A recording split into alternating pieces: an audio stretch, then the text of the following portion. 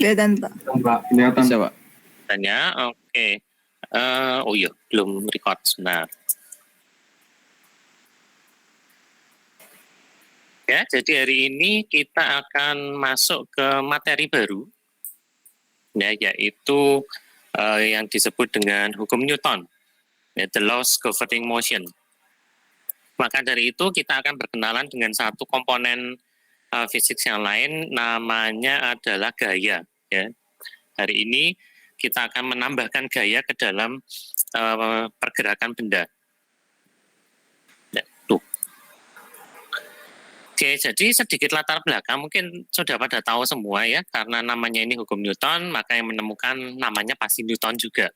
Ya, jadi si Sir Isaac Newton ini sekitar tahun 1643 sampai 1727 yang lalu, ya dia terkenal dengan hukum gravitasinya, ya, sesuai dengan chief yang ada di situ ya. Dia lagi duduk di bawah pohon apel sambil baca buku, kemudian ada apel jatuh. Nah, dari situ dia mulai bertanya-tanya kenapa kok apel bisa jatuh. Ya, akhirnya mempelajari macam-macam, terus dia menemukan ada yang namanya gravitasi, dan akhirnya juga merumuskan hukum pergerakan ya. Three laws of motion, kita kenal secara singkat dengan hukum Newton.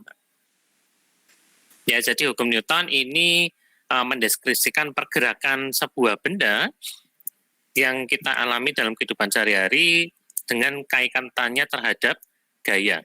Ya, kalau kinematik kemarin kita mengabaikan semua gaya yang terjadi pada sebuah benda, sekarang kita akan menambahkan gaya tersebut ke dalam pergerakan sebuah benda. Ya, jadi hari ini kita mempelajari hukum Newton. Ya, ini adalah studi tentang bagaimana gaya itu bisa mempengaruhi pergerakan. Ya, jadi gaya ini bisa menyebabkan pergerakan. Ini akan terdiri dari 3 hukum, mungkin sudah familiar semua. Jadi kita akan review ya ketiga hukum ini apa aja sih, mulai dari yang pertama, kedua sampai yang ketiga nanti. Lalu kita akan lihat penerapannya dalam kehidupan sehari-hari atau sekaligus juga dalam soal-soal fisik ya. Nah, jadi hukum yang pertama itu menyatakan seperti ini. Ya, kalau total gaya pada sebuah objek itu 0, ya totalnya ya. Kalau totalnya 0 itu maka kita bisa simpulkan bahwa percepatannya juga 0. Ya, atau kalau kita ngamati hanya ada satu gaya yang bekerja pada benda tersebut, ya kalau F-nya 0 maka A-nya juga 0. Ya, artinya adalah ketika tidak ada gaya apapun yang bekerja pada sebuah benda, sebuah objek itu akan bergerak dengan kecepatan konstan. Ya, entah diam, kalau diam ya berarti V-nya sama dengan 0 ya. Atau dia bergerak dengan sebuah V, misalnya 10 meter per second, tapi ya sudah V-nya ini konstan, alias dia GLB. Ya, nanti pada kehidupan sehari-hari kita akan mengamati bahwa objek itu bergerak melambat itu karena ada sebuah gaya yang disebut gaya gesek. Ya, tapi ketika gaya gesek ini diabaikan atau tidak ada sama sekali, maka dia tidak akan pernah melambat. Ya, sama seperti waktu simulasi GLB kemarin ya, bendanya kan tidak pernah berhenti. Nah, sekarang kita akan menambahkan gaya nanti ke dalam simulasinya. Ya, jadi hukum Newton pertama ini juga disebut hukum inersia. Didefinisikan seperti ini dalam bahasa Inggris ya.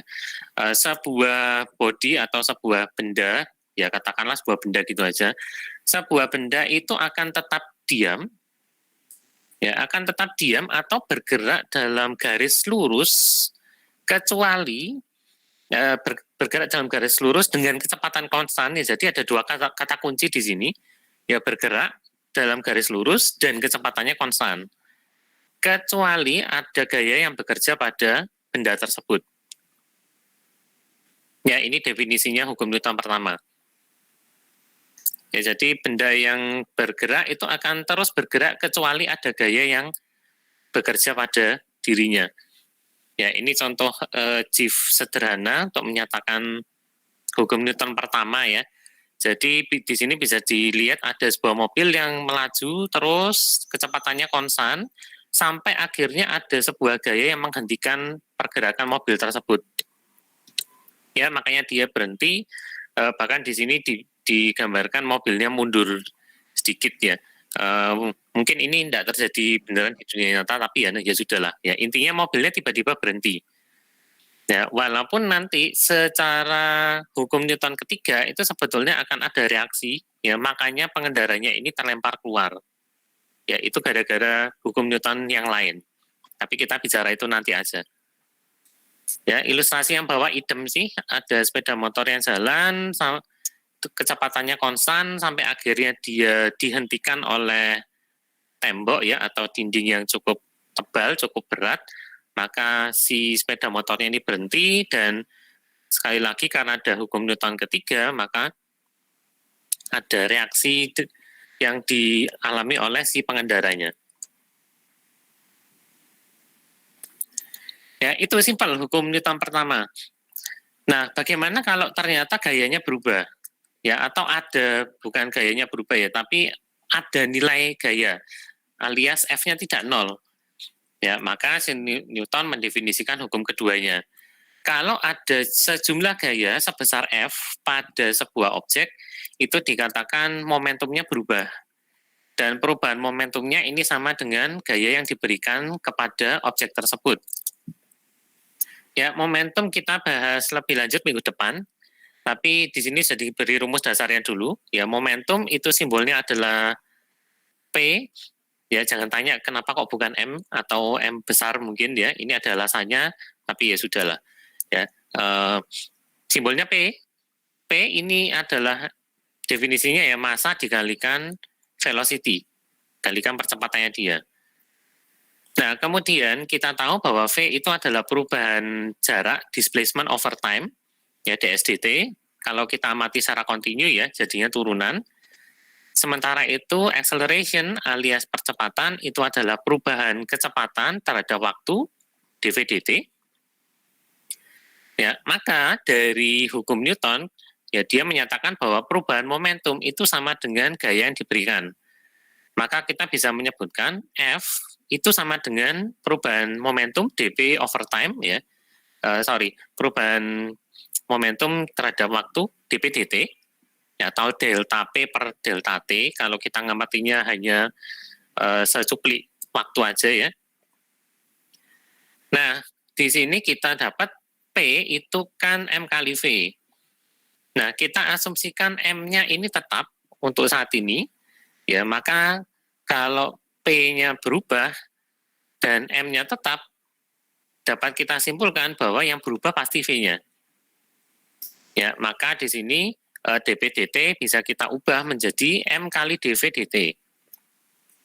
Nah, dari definisinya GLBB, dv/dt itu adalah A, sehingga kita dapat dari sini ya dm kali dv/dt disederhanakan menjadi M kali A. Itulah sebabnya kita dapat rumus F sama dengan M dikalikan dengan A. Force equals to the mass times acceleration. Ya, gaya itu adalah massa kalikan percepatan. Dan perlu dicatat di sini ya, ini asumsinya M-nya tetap. Tidak ada perubahan massa pada benda tersebut. Kadang-kadang itu ada kejadian ketika massanya berubah, tapi kecepatannya yang tetap. Ya, perubahan momentum tadi berarti kan ada dua kemungkinan. Massanya tetap, kecepatannya berubah, atau massanya berubah, kecepatannya tetap. Ya, maka bisa juga kita tuliskan bahwa F itu adalah V kali dm dt. Ya, tapi kita tidak akan ngamatin yang massanya berubah seperti ini ya, nanti muncul turunan segala macam. Jadi kita akan mengamati hanya kalau V-nya berubah, alias M-nya tetap. Ya, ini contohnya kalau masanya berubah ya. Contohnya adalah roket. Ya, roket itu kalau teman-teman tahu cara kerjanya kan dia naik ke atas dan kemudian bahan bakarnya kan pasti berkurang karena dibakar ya kan. Maka masanya roket itu akan selalu berkurang. Ya, maka dari hukum Newton kedua kita dapatkan satu rumus baru, ya sigma F total gaya yang bekerja pada sebuah benda itu adalah massa dikalikan dengan percepatannya. Ya, alias di sini F didefinisikan menjadi driving force dan A ini kan mengindikasikan ada pergerakan. Ya, sehingga kita bisa dapatkan kesimpulan force itu menyebabkan movement. Ya, jadi sebuah objek yang diam itu kalau kita dorong atau kita tarik dengan sebuah gaya F, dia akan bergerak dengan kecepatan konstan. Percepatan konstan, ya, acceleration. Ya, tinggal diingat aja hukum Newton kedua itu F sama dengan M kali A. Atau sigma ya, kalau misalkan ada lebih dari satu gaya yang bekerja pada sebuah benda. Nah, kemudian hukum Newton yang ketiga, ini yang paling populer sih, ya. Hukum Newton ketiga menyatakan bahwa kalau ada objek A yang mengerjakan gaya F ke objek B, maka objek B itu akan mengerjakan juga gaya terhadap objek A, tapi besarnya adalah negatif F. Ya, jadi kalau diilustrasikan bahwa sebentar, oke men. Ya, misalkan ini objek A dan ini objek B. Kebalik ini kayaknya. Ya, objek A itu yang depan. Ya, ini yang depan ini A, yang belakang ini B. Ya, kalau A itu mendorong objek B sebesar F, maka objek B itu akan memberikan perlawanan sebesar negatif F. Ya, ini dikenal dengan namanya hukum aksi reaksi.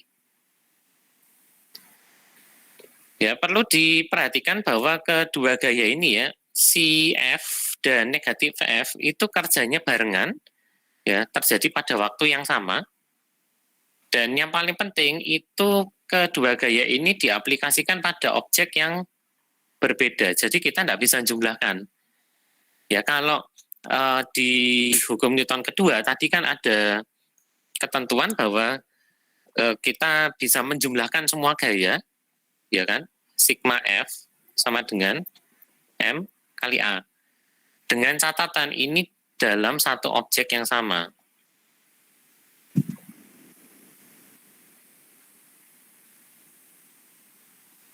Nah, sementara itu kalau gaya aksi reaksi ini beda, ya.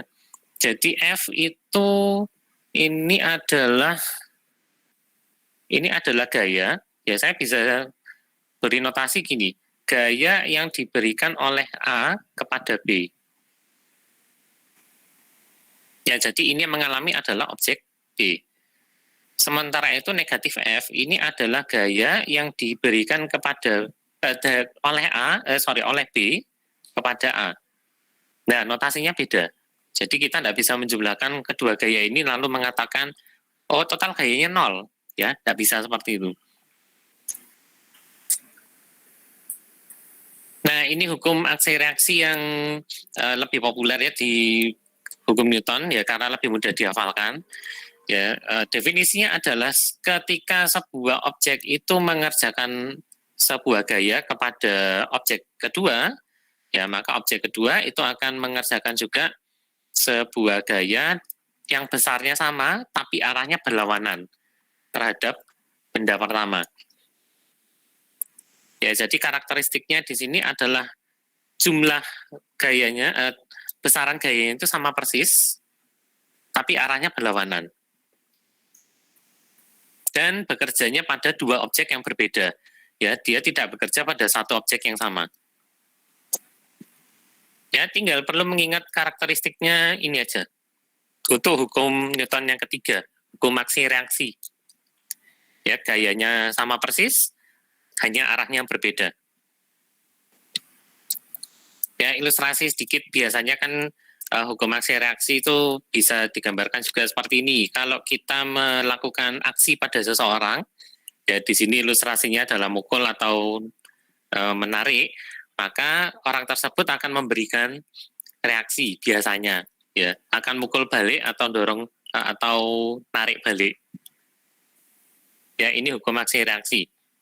Gampang ngapalinya.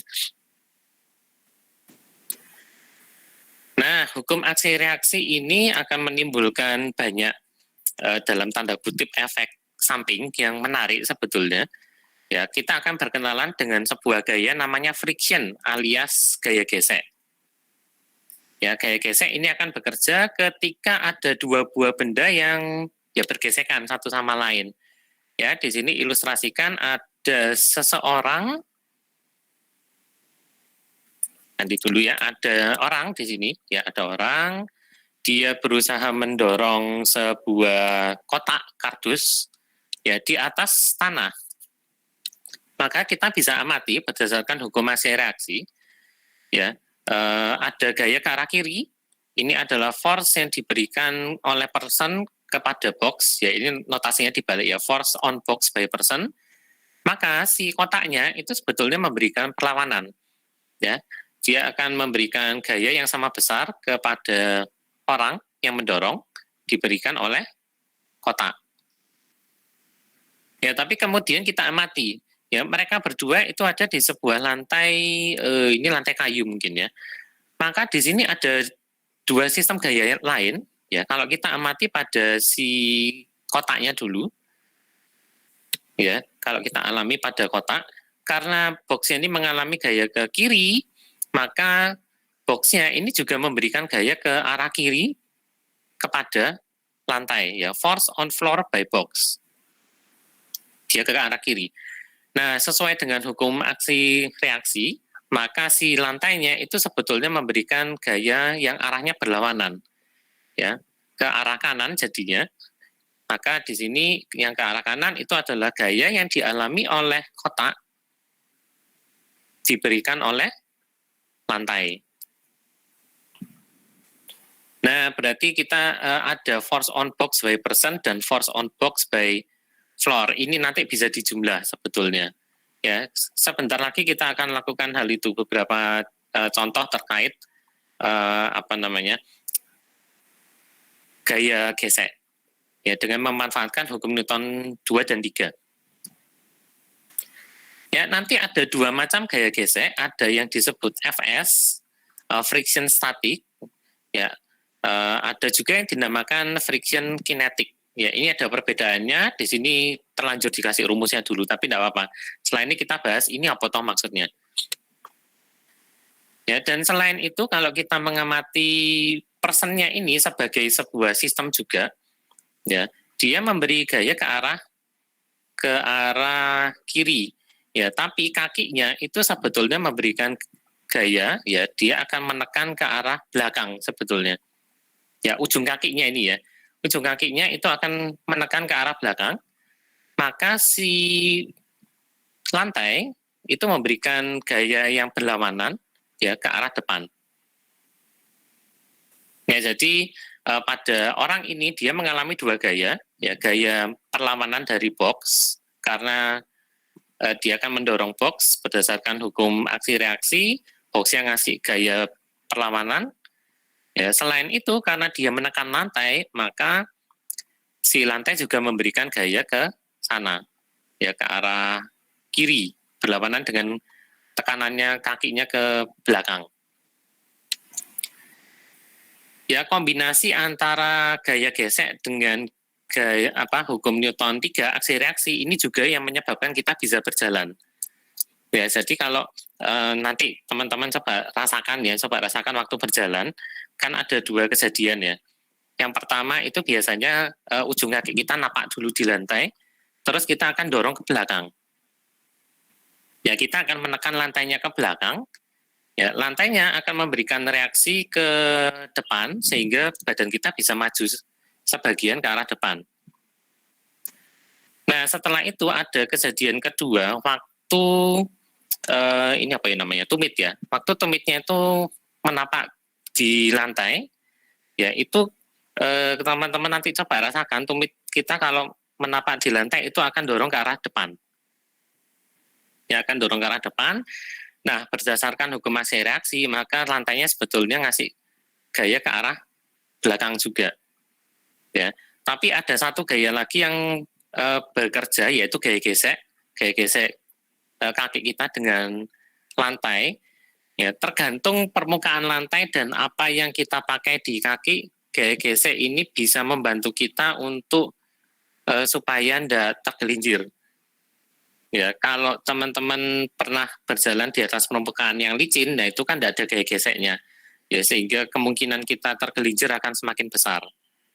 Ya, tapi kalau kita misalkan pakai sepatu, sepatunya kasar dan kemudian permukaan lantainya juga cukup kasar, maka gaya gesek ini yang membantu kita supaya tidak tergelincir. Ya, kombinasi dari dua gaya tersebutlah yang bisa membuat kita berjalan maju. Ya, jadi fisika ini memang penerapannya di sehari-hari banyak ya. Bahkan kita berjalan sehari-hari aja mungkin tidak pernah memikirkan bahwa itu terjadi karena bantuan gaya sebetulnya. Nah, seperti yang sudah disebutkan tadi, friction itu ada dua macam, ada yang statis sama kinetis. Ini kok sudah muncul beberapa teks ya. Ya, kita amati dulu pada static friction, ya, yaitu pada saat keadaan bendanya ini belum bergerak. Kalau kita gambarkan diagramnya pada sebuah objek ya, kita anggap kota aja ya yang paling gampang. Ya, ini sebetulnya ada beberapa gaya yang terjadi pada objek yang diam. Ya, yang pertama itu ada gaya berat, ya, weight ke arah bawah. Kita tahu weight itu adalah massa kalikan gravitasi. Ya, sementara itu ada perlawanan juga dari lantai atau dari bumi yang tegak lurus terhadap permukaan lantai atau permukaan buminya, itu dikenal dengan nama gaya normal alias N, normal force di sini. Ya, ini kalau diamati secara vertikal. Kalau diamati secara horizontal, misalkan kita sudah memberikan gaya sebesar F, ya, maka ada perlawanan dari lantainya, dia akan memberikan gaya gesek sebesar Fs, static friction. Nah, sesuai hukum Newton hukum Newton kedua, kita harus mempertimbangkan apakah resultan gaya dari sistem ini, ya, F sama Fs, itu bisa menyebabkan akselerasi atau enggak. Ya, maka kalau kita gambarkan terjadinya seperti ini. Ya, ketika F-nya itu masih kurang dari F, maka bisa disimpulkan apa? Oh, sorry, kebalik. Kalau F-nya itu masih lebih kecil dari Fs, maka kira-kira bendanya diam atau bergerak? Bergerak, Pak. Kalau gaya yang diberikan ini lebih kecil daripada gaya geseknya, apakah dia diam atau bergerak? Kira-kira. Jadi ada yang bilang bergerak ya. Kalau lebih kecil nggak bergerak, Pak? Kalau lebih kecil nggak bergerak. Ya, kalau lebih kecil, ya kalau lebih kecil berarti gayanya kan sebetulnya dia ingin maju ke depan, tapi ada yang menghalangi ke arah belakang. Ya, kalau gaya kita tidak cukup, ya berarti logikanya kita tidak bisa gerak, ya kan? Ya, maka kalau F-nya ini masih kurang dari Fs, benda ini tidak bergerak.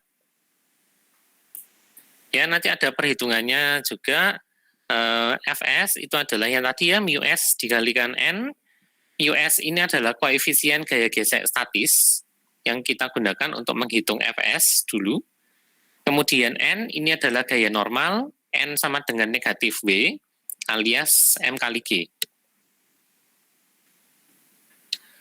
Nah, begitu F-nya lebih besar daripada Fs, maka benda tersebut akan bergerak. Ya, ketika bendanya ini bergerak, maka kita tidak lagi mengamati Fs, tapi kita berubah mengamati yang namanya Fk. Fk ini adalah gaya gesek kinetis yang terjadi ketika sebuah benda itu bergerak dan bergesekan dengan benda lain. Ya, secara diagram masih sama, masih ada N sama W terhadap sumbu vertikal.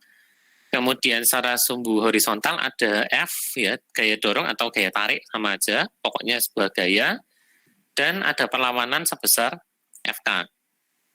Ya, ketika ini diresultankan, maka kita akan mendapatkan besaran akselerasinya, ya, percepatannya berapa.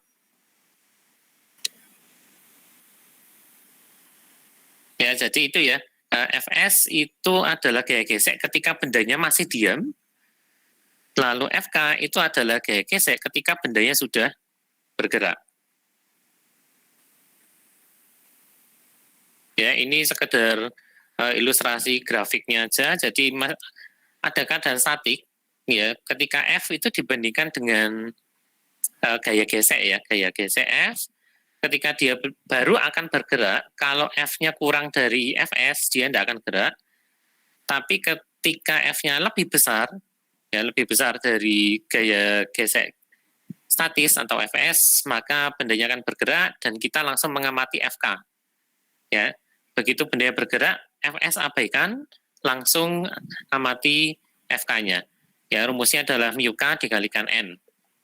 Mu k ini sendiri adalah koefisien gaya gesek kinetik. Ya, dan besarannya mu s dan mu k pasti beda-beda.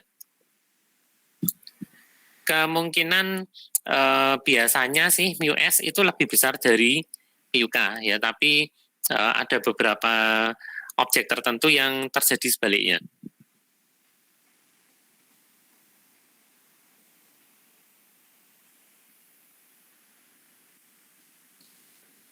Nah, terkait dengan kalau bendanya bergerak tadi, ya, maka dari hukum Newton kedua kita bisa amati bahwa resultan gaya terhadap sumbu X, ya, terhadap yang sumbu horizontal itu adalah massa kalikan akselerasi, maka kita bisa hitung, ya, resultan gayanya adalah F yang ke arah kanan, kita asumsikan arah kanan itu arah positif, dikurangi dengan FK, karena dia ke arah kiri, ya, sama dengan massa kali acceleration. Ya, ini tinggal dihitung aja, biasanya kita bisa mengetahui akselerasinya berapa. Nah, kemudian sumbu normal, ya, bukan sumbu, ya, gaya normal itu adalah gaya yang tegak lurus dengan permukaan, ya, permukaan benda tempat dia berada. Ya, kata kuncinya tegak lurus, sehingga untuk permukaan yang datar, ya, kita amati bahwa pada sumbu Y dia kan tidak bergerak. Ya, pada sumbu Y, sigma Fy itu menjadi 0 sesuai dengan hukum Newton pertama, maka kita dapatkan normal ditambah dengan W, ditambah dengan W, menjadi 0, maka normal itu negatif W, alias di sini negatif M kali G. Ya, sekali lagi tidak usah khawatir, kalau kita masukkannya benar, G-nya negatif, maka nilainya normal itu jadi positif. Ya, dan kemudian kalau ada yang bingung bahwa ini kenapa negatif, ya, kalau mau mudah, paling mudahnya adalah karena ini namanya sigma, ini sebetulnya bisa diganti positif aja. Ya, ini bisa teman-teman ganti positif, tapi nanti waktu memasukkan hati-hati, ya, waktu masukkan FK-nya kan negatif, karena ke arah kiri. Itu aja sih.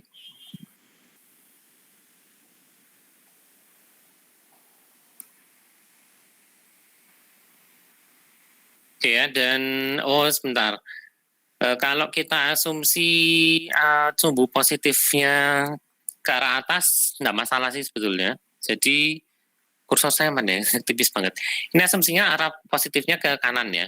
Kalau yang ini normal ke arah atas juga. Ya, makanya kalau kita hitung B itu kan M kali G. Kali G, maka ini biasanya kita akan dapatkan negatif 9,8 M. Ya, negatif kan. Negatif itu menunjukkan bahwa dia ke arah bawah. Ini, ya, ke arah bawah. Ya, kita coba langsung ke contoh soal aja, ya, supaya lebih jelas lagi penerapannya hukum Newton 2 dan 3, 1, 2, 3 sebetulnya, 1, 2, 3 terhadap gaya gesek. Ya, jadi di sini ada sebuah kotak dengan masanya 5 kilo, didorong dengan gaya 25 Newton ke arah kanan. Oh iya, satuannya force itu Newton ya. Kemudian gaya gravitasinya kita pakai yang gampang aja, negatif 10 meter per second kuadrat. Lalu diberitahu mu S 0,4, mu K 0,2. Yang diminta adalah apakah bendanya bergerak atau tidak. Itu A. Dan kalau bergerak, hitunglah, ini bukan velocity ya, ini salah ini harusnya acceleration. Ya, ini bukan velocity, tapi acceleration.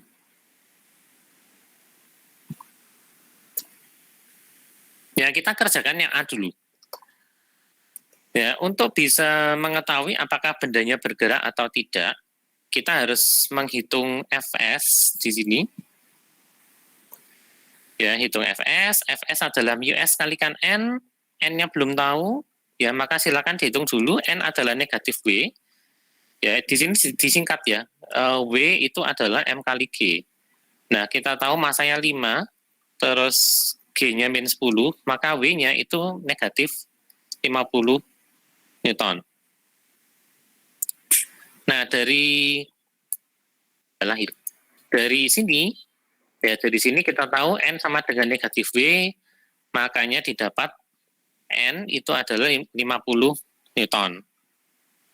Ya, maka kita dapat Fs mu S kali N, mu S-nya adalah ini 0,4, terus dikalikan 50, dapatlah 20 Newton. Ya, kemudian kita menggunakan hukum Newton kedua sih, ya. Kedua atau pertama, intinya kita lihat resultan gayanya besarnya berapa. Ya, kita ketahui bahwa gaya dorongnya itu adalah 25. Ya, di sini. Kursor saya kok hilang toh. Gaya dorongnya adalah 25. Ya, sementara itu untuk gaya geseknya itu 20.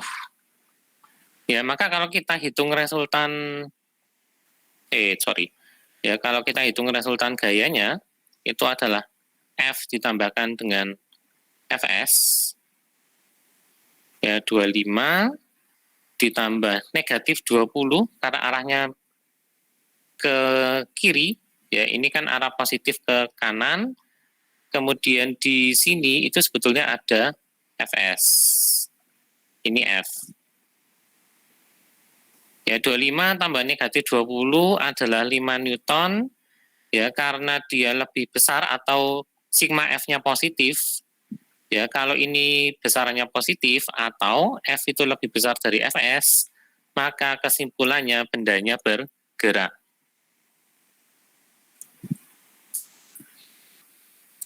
Ya, ini penting untuk diketahui duluan. Ya, karena ada kalanya ketika kita menghitung menentukan apakah bendanya ini bergerak atau tidak, ternyata F itu sama dengan atau kurang dari Fs. Ya, kalau F-nya sama dengan atau kurang dari Fs, kesimpulannya adalah bendanya tidak bergerak. Kalau kesimpulannya tidak bergerak, Anda tidak perlu ngitung yang B. Karena yang B langsung 0. Ups, sorry, ini N-nya nabrak sama F-nya ya. Cara ngapusnya bagaimana ini? Sorry, salah, itu highlighter. Penghapus, keliru.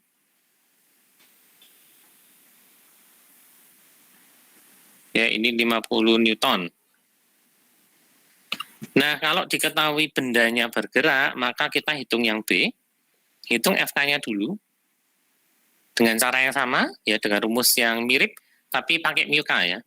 Yang digunakan yang ini, maka masukkan 0,2 kali 50 adalah 10 Newton, Kemudian dengan hukum Newton kedua, ya ini hukum kedua, hukum Newton kedua, kita tahu bahwa sigma F sama dengan M kali A, maka dituliskan aja F min FK, ingat ya, FK arahnya juga ke kiri, maka dia negatif.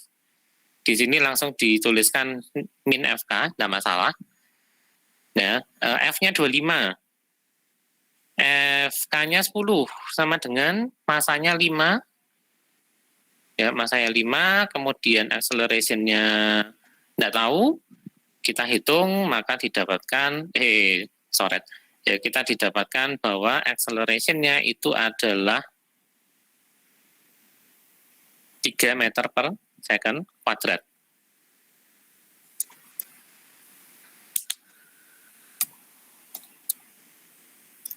Ya, untuk exercise 1 ini dulu, ada yang mau tanya dulu mungkin? Caranya, cara menghitungnya, lalu apa saja yang perlu diperhatikan?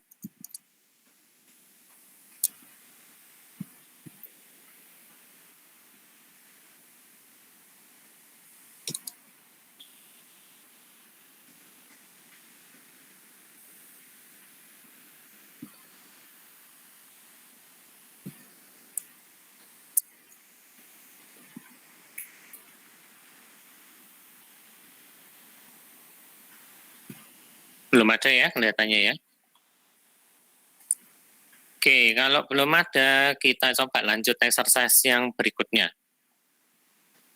Ya, jadi ada gaya sebesar 50 Newton, dia menyeret sebuah balok kayu yang beratnya, ini angkanya ganjil banget ya, beratnya adalah 8,16 kg ke arah kanan.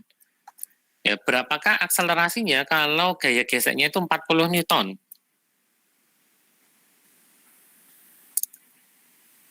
Ya, diketahui gayanya ke arah kanan 50, dan ini kita sudah tahu bendanya pasti bergerak. Ada gaya geseknya 40 Newton, maka A-nya berapa? Gampang ini harusnya. Ada yang bisa membantu kira-kira perhitungannya gimana?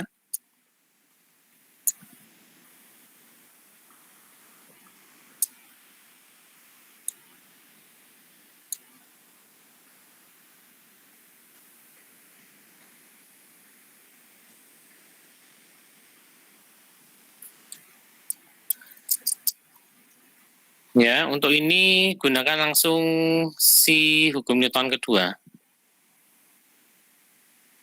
yaitu sigma F sama dengan M kali A. Sigma F-nya jadi apa ini?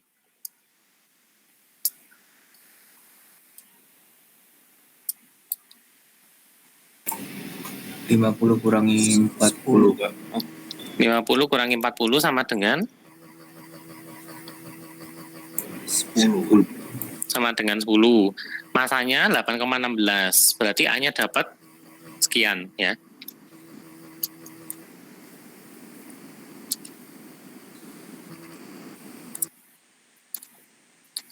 Ya, yang ini gampang. Lebih mudah daripada yang pertama ya.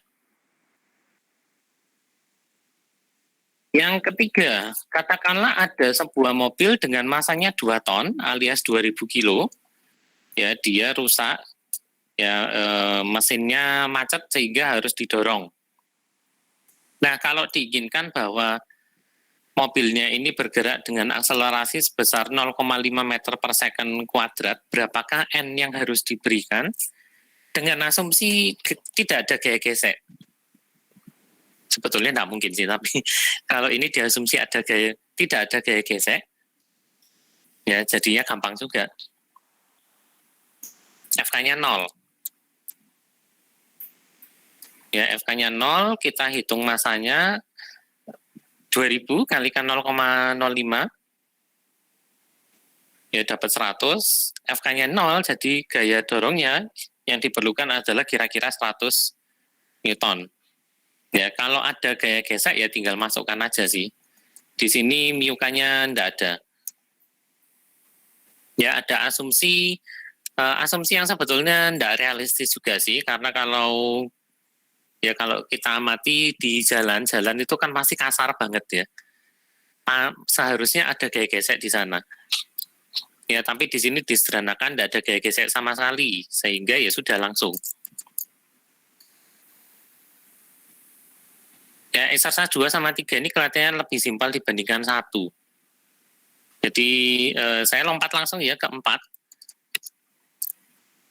Nah loh, di exercise ini ada 3 kotak M1, masanya 10 kilo. Ya, saya kasih gambarnya di sini. Ini 10 kilo. M2 enggak tahu. M3-nya itu 15 kilo. Kemudian mereka itu ada di sebuah permukaan yang kasar dengan mukanya 0,1. Ya, ini bendanya pasti bergerak kalau kayak gini. Dan kemudian diaplikasikan sebuah gaya itu sebesar 90 Newton, dikasih ke M1 sehingga ketiganya itu bergerak dengan akselerasi sebesar 2 meter per second kuadrat. Nah, pertanyaan pertama itu adalah berapakah besar gaya yang berapakah beratnya atau massa dari M2 dari box kedua. Ya, ini agak rumit sedikit karena sekarang ada 3 buah objek yang kita lihat jadi satu kesatuan. Ya, tapi kita hitung aja satu persatu. Ya, kalau ini dipecah satu persatu ya, maka si M1 ini pasti punya, waduh ini permukaannya rada atau ada polanya, semoga kelihatan. Ya, ini ada N1, maka otomatis ada W1, ini anggap besarnya sama ya. Lalu di sini ada N2, ada W2. A-nya ini saya hapus saja supaya tidak mengganggu.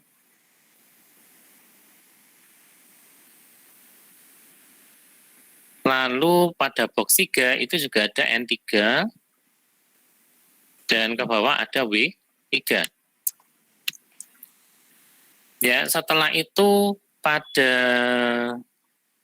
box pertama itu ada gaya ke kiri yaitu FK1. Di M2 juga ada pasti. Ada, kok hilang. Ada FK2. Di box ketiga juga ada FK3. Aduh, sempit ya sudah. Sementara itu di M2 itu nanti ada gaya dorong juga. Ya, gaya dorong yang dialami oleh 2 karena 1. Ya, akibat F ini ya. Akibat F, terus M ini berdekatan. Maka di sistem kedua itu ada F yang dikerjakan oleh yang dialami oleh box kedua karena 1. Sementara itu di box pertama itu ada gaya perlawanannya F yang dialami oleh 1 karena 2. Dan idem di box ketiga, ya di box ketiga itu ada gaya ke arah kanan F yang dialami oleh box 3 karena box kedua.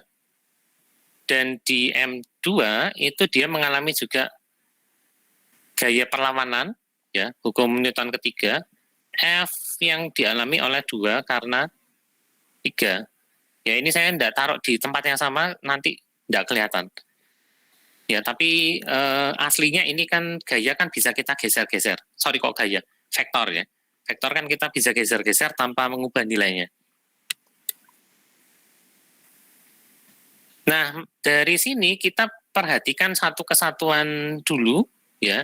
Ada F, lalu ada gaya yang dialami oleh ketiga benda ini, FK1, FK2, dan FK3. Ya, makanya kita hitung kinetic force-nya, kinetic friction, FK1, FK2, FK3, tinggal masukkan aja angka-angkanya ya. N1 10 kali 10, 100. N2 10 kali M2, kita tidak tahu. N3 15 kali 10 150. Sehingga didapat FK1 adalah 0,1 kali 100 10. FK2 adalah 0,1 kali 10 M2, jadinya M2 saja. F3 itu adalah 0,1 kali N3-nya 150, jadi 15. Lalu berdasarkan hukum Newton kedua, ya kita bisa resultankan semuanya. F, ya F, kurangi FK1, kurangi FK2, kurangi FK3. Ini kita mengamati sebagai satu sistem ya, satu sistem yang sama dulu. Jadi ketiga benda ini dijadikan satu objek, makanya kita harus menjumlahkan semua frictionnya. Tapi gaya aksi reaksi yang ada di masing-masing box ini tidak kita jumlahkan semua. Ya, karena toh kalau dijumlahkan pasti hasilnya 0, ya kan? F12 sama F21 nilainya sama, tapi berlawanan arah 0. F23, F32, idem juga 0 nilainya. Ya, maka yang tersisa tinggal F, FK1, FK2, FK3. Maka di sini dapatnya gini, sama dengan masanya di total semua, M1, M2, M3, kalikan dengan acceleration yang sama, yaitu 2 meter per second kuadrat. Tinggal masukkan semua angka yang diketahui, yang tidak diketahui, dihitung, maka dapatlah M2-nya adalah 5 kilo. Ya, yang ini agak tricky sedikit dibandingkan dengan sistem exercise 1, 2, 3 tadi, karena di sini ada 3 buah benda. Kalau yang tadi itu cuma 1, ya.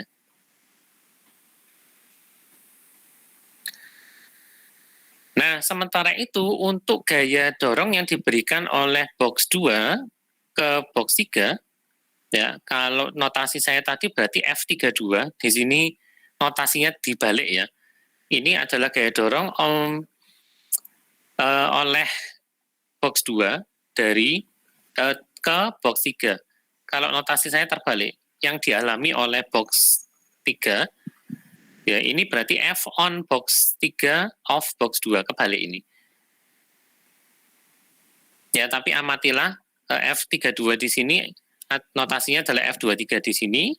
Ya, kalau diisolasi satu sistem itu aja, benda F3 itu aja ya, saya akan isolasi dia sendiri ke mana ya, tempat yang kosong habis ini.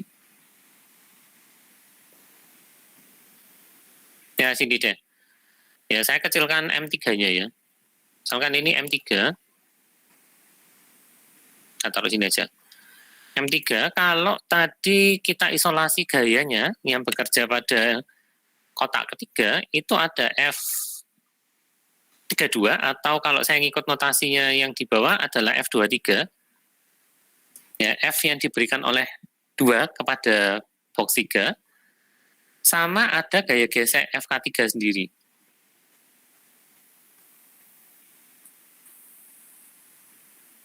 Ya, maka pada sistem box ketiga itu bekerja hukum Newton kedua juga.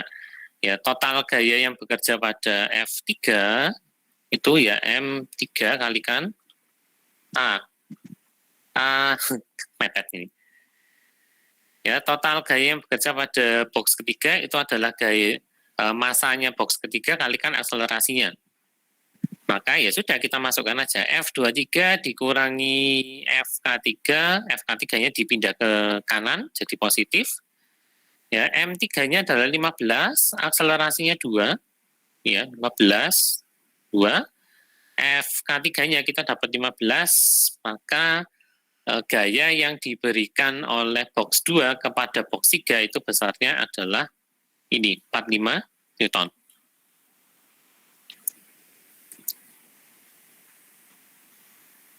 Ya, jadi pada exercise ini kita memang harus menggambarkan diagram gayanya sih, karena ada 3 buah objek yang bergerak menjadi satu kesatuan.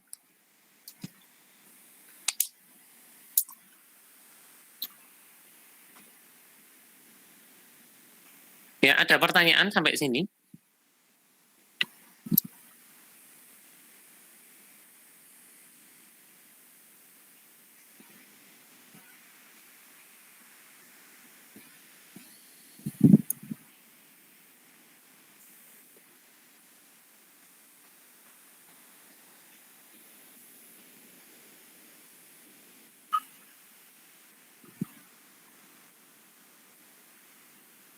Sepertinya sih belum ya.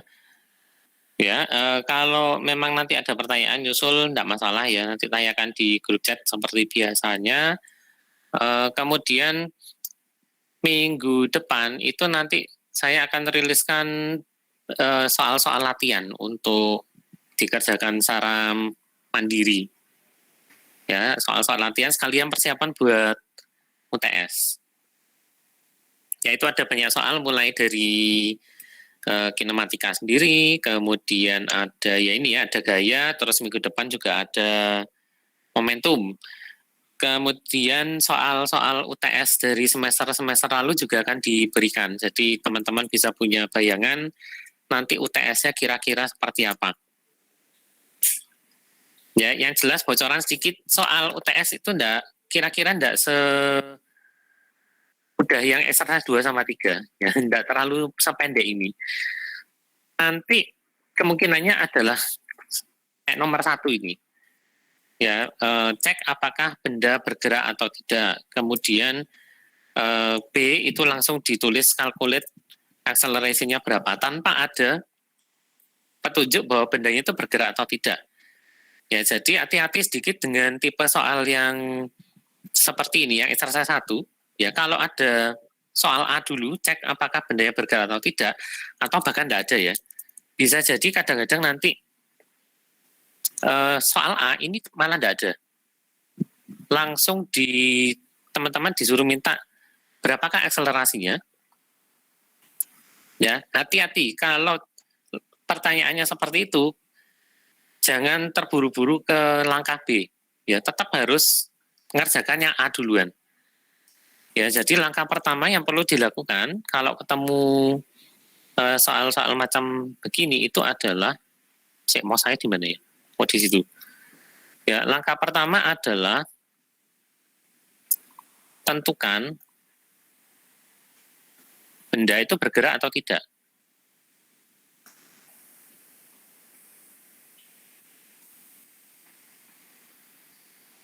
Caranya gimana? Ya ini, sama persis dengan langkah A ini.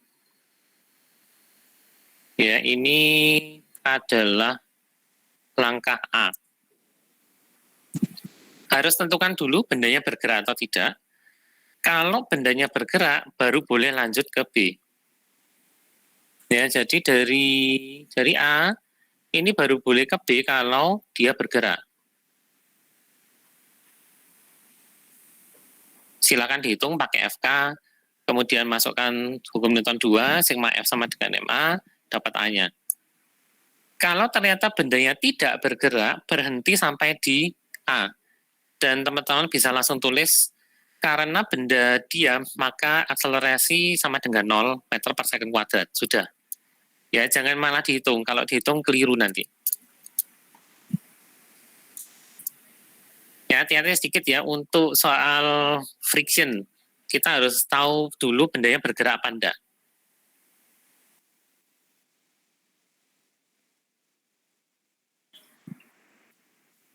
Oke, itu nanti saya serahkan minggu depan untuk soal-soal latihannya ya, untuk latihan mandiri nanti persiapan untuk UTS.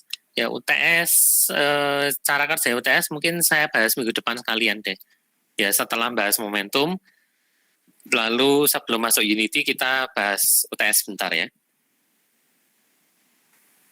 Nah, jadi kalau ini tidak ada pertanyaan, ya waktunya, oh ya, Brian kenapa? Iya Pak, saya mau tanya untuk exercise 4. Ya. Itu kenapa Pak? Kok gesekan kinetiknya itu yang punyanya M2 nggak dihitung Pak? Yang punyanya M2? Lah ini, ada kan? Oh bukan, yang ini, yang push force of box on box 3 Pak. Iya. Push force of box 2 on box 3? Ya ini hasilnya. Oh, maksud saya apa memang untuk gesekan kinetiknya yang pada FK2 apa nggak dihitung ya Pak? FK2 nggak perlu. Ini notasi saya kebalik. Jadi jangan ngamatin F23 yang di sini ya. Bukan yang ini. Yang diamatin yang sebelah kanannya F32. Notasi saya yang di sebelah kiri ini terbalik semua dengan notasi yang dipakai di kunci jawabannya. Jadi yang kita pakai justru sistem ketiga, bukan sistem kedua. Oh, tapi bukannya kalau misalnya untuk yang masa kedua juga punya gaya geseknya ya, Pak? Nah, kalau soalnya diminta, kalau memang diminta, hitunglah gaya dorong yang diberikan oleh box 1 ke box 2. Ya, itu berarti sistem kedua. Kalau ini kan yang diminta adalah yang dialami oleh box 3. Oh, berarti ngitung yang langsung di box 3, masa ketiga berarti, Pak ya? Yang kita hitung untuk kasus ini adalah yang sistem ketiga, bukan yang sistem kedua. Oh ya, baik Pak, terima kasih Pak. Ya, ada lagi yang mau tanya sebelum masuk ke Unity-nya?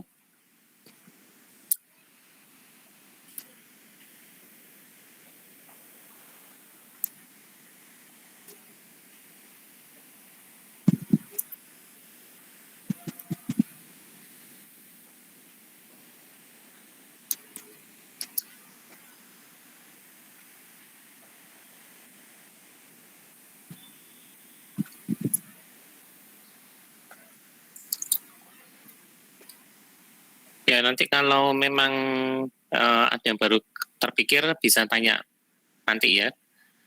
Selama jam kuliah ini atau kalau baru terpikir setelahnya ya sudah di grup chat kayak biasanya ya. Ya, setelah ini silakan ke bagian kedua Unity Time itu harusnya sudah dirilis di Classroom ini ya. PPA Week 6 bagian Unity, kalian langsung pakai rigid body mulai dari minggu ini. Jadi yang miss minggu lalu ya silakan pelajari dulu, karena di minggu ini sudah diasumsikan sudah paham tentang rigid body ya, caranya pakai gimana. Nanti hasil jadinya kira-kira gini. Ini yang pertama. Ya, rada mirip sama yang sebelum-sebelumnya, tapi diganti ya inputnya ini, kali ini force sama mass.